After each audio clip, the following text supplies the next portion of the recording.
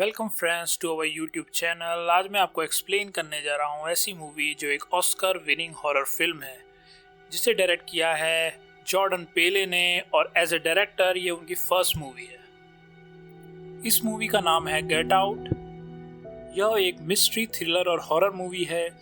यह मूवी अंग्रेजों का ब्लैक लोगों के प्रति गलत रवैये यानी नस्ल भेद को दर्शाती है। इस मूवी में नस्ल भेद को बहुत ही अनोखे और रोचक ढंग से दिखाया है।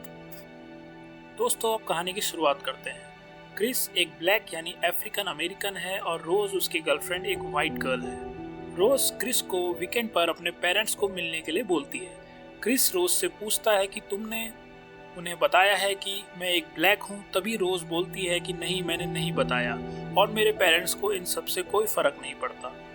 वह क्रिस को यह भी बताती है कि वह उसका पहला ब्लैक बॉयफ्रेंड है। रोज और क्रिस पेरेंट्स से मिलने कार में जाते हैं। रोज के पेरेंट्स के घर जाने से पहले क्रिस अपने फ्रेंड रॉड को कॉल करता है ताकि वह उसके कुत्ते सिट का ख्याल रख सके। रॉड भी एक ब्लैक होता है और पुलिस डिपार्टमेंट में काम करता है। तभी क्रिस और रोज घर पहुंच जाते हैं और रोज के पेरेंट्स से मिलते हैं। वहां पता चलता है कि रोज के फादर का नाम डीन आर्मिटेज है और वह एक न्यूरो सर्जन है। रोज की मम्मी का नाम मिसी आर्मिटेज है और वह एक साइकेट्रिस्ट है। रोज के पेरेंट्स क्रिस से मिलके बहुत खुश लगते हैं और बताते हैं कि वो ब्लैक लोगों को बहुत पसंद करते हैं। डीन क्रिस को यह भी बताता है कि वो ओबामा को ही तीसरी बार भी वोट देते प्रेसिडेंट के लिए अगर वो दे सकते तो। डीन आर्मिटेज क्रिस को अपने घर दिखाता है और अपने सर्वेंट से भी मिलवाता है जो कि जॉर्जिना और वॉल्टर होते हैं और दोनों ही ब्लैक होते हैं। डीन क्रिस को बताता है कि दोनों सर्वेंट्स उनके माँ बाप का ख्याल रखा करते थे और उनके मरने के बाद वह दोनों सर्वेंट्स को छोड़ना नहीं चाहता था क्योंकि उनके पास जाने के लिए कोई और जगह नहीं थी। क्रिस नोटिस करता है कि दोनों सर्वेंट्स जॉर्जिना और वॉल्टर एबनॉर्मल बिहेव कर रहे हैं। तभी रोज के छोटे भाई जेरेमी की एंट्री होती है। सभी डिनर टेबल पर साथ बैठे होते हैं। तभी जेरेमी बहुत ही रेसिस्ट बातें कर रहा होता है। जेरेमी क्रिस से पूछता है कि उसका फेवरेट स्पोर्ट यूएफसी है क्या। जेरेमी बोलता है कि वह इतना वेल बिल्ट है कि मार्शल आर्ट में अच्छा कर सकता है और वह उसे जूडो के लिए भी चैलेंज करता है। मिसी तभी जेरेमी को अंदर जाने को बोलती है।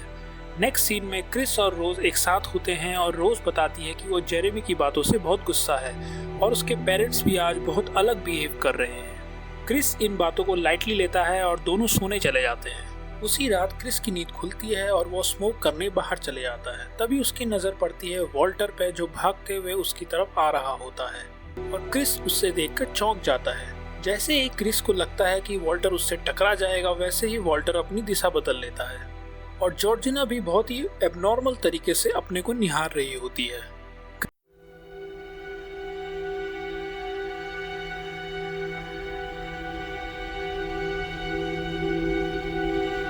क्रिस फौरन ही घर वापस आ जाता है जहां रोज की माँ मिसी चेयर पर बैठी हुई दिखती है।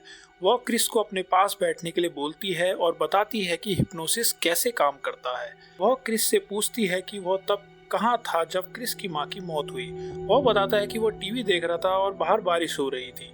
मिसी बहुत चालाकी से क्रिस को हिप्नोटाइज कर देती है। क्रिस रोने लगता है क्योंकि उसे लगता है कि उसकी मॉम की मौत का कारण वो है और तभी क्रिस को लगता है कि वह एक अंधेरी जगह में पहुंच गया है जहां उसके अलावा कोई नहीं है। मिसी उसे द संकन प्लेस कहती है और क्रिस अपने शरीर को हिला भी नहीं पा रहा होता है। अचानक हम क्रिस को एक कमरे में देखते हैं जहां वे उठ जाता है और उसे लगता है कि उसने कोई सपना देखा है। अगले दिन जब क्रिस सर्वेंट वॉल्टर से मिलता है तो वॉल्टर उससे माफी मांगता है और बोलता है कि कल रात वो एक्सरसाइज कर रहा था। सर्वेंट वॉल्टर क्रिस के सामने रोज की तारीफ करने लगता है जिससे क्रिस को उस पर शक होने लगता है। क्रिस ये सब बातें रोज को बताता है और बोलता है कि उसकी माँ ने उसे हिप्नोटाइज किया था और अब उसे स्मोकिंग को याद करके उल्टी आ रही है। दोस्तों, फिर एक गेट टुगेदर पार्टी होती है जिसमें बहुत से मेहमान आर्मिटेज के घर पर आते हैं और रोज उन्हें क्रिस से मिलवाती है। कुछ लोग क्रिस की हाथ की पकड़ की तारीफ करते हैं तो कोई उससे पूछते हैं कि उसने कभी गोल्फ खेला है। तभी पार्टी में क्रिस की नजर पड़ती है एक अपनी ही तरह अफ्रीकन अमेरिकन पर। वो उससे मिलने जाता है। जैसे ही क्रिस उससे मिलता है तो वो बहुत अलग तरीके का बर्ताव करता है और वो बताता है कि उसका नाम है लोगन किंग। तभी उसकी बीवी वहां आ जाती है जो कि उम्र में उससे दुगनी होती है और उसे क्रिस से दूर ले जाती है। तभी क्रिस को शक होता है कि कुछ तो गड़बड़ है। फिर उसी पार्टी में क्रिस जेम्स हडसन से मिलता है जो कि एक अंधा आदमी होता है। जेम्स हडसन एक आर्टिस्ट होता है जो कि क्रिस की तरह ही प्रोफेशनल फोटोग्राफर होता है। जेम्स हडसन से मिलने के बाद क्रिस वापस घर आ जाता है और सभी मेहमान क्रिस के ऊपर जाते हुए उसी को देखते रहते हैं, जो कि बिल्कुल नॉर्मल नहीं होता।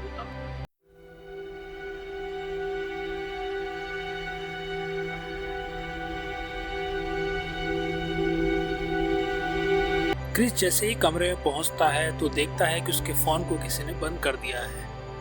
उसे पता चलता है कि उसके फोन को जॉर्जिना ने बंद किया था। वो यह बात रोज को बताता है। रोज कहती है कि वो जॉर्जिना से इस बारे में बात करेगी।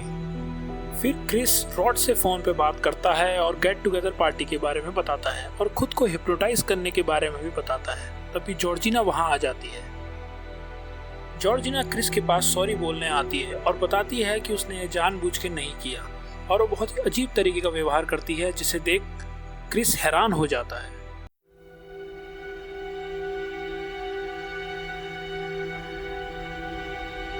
नेक्स्ट सीन में डीन आर्मिटेज क्रिस को बाकी मेहमानों से मिलाता है। उन्हीं में से एक क्रिस से पूछता है कि आज के समय में अफ्रीकन अमेरिकन होने के फायदे हैं या नुकसान। क्रिस बोलता है कि उसे पता नहीं और कहता है कि लोगन किंग इस बारे में हमें बता सकता है, और लोगन किंग इस बारे में बोलता है कि उसका एक्सपीरियंस तो बहुत अच्छा रहा है। इसी बात पे क्रिस उसकी फ़ोटो लेने लगता है। उस फोटो के फ्लैश से लोगन को कुछ हो जाता है और वो क्रिस के पास बहुत गुस्से से आता है और गेट आउट बोलता है और रोने लगता है। दोस्तों, हमारे नेक्स्ट वीडियो में आपको पता चलेगा कि क्रिस किन किन मुसीबतों में फंसता है और उसके साथ क्या क्या होता है।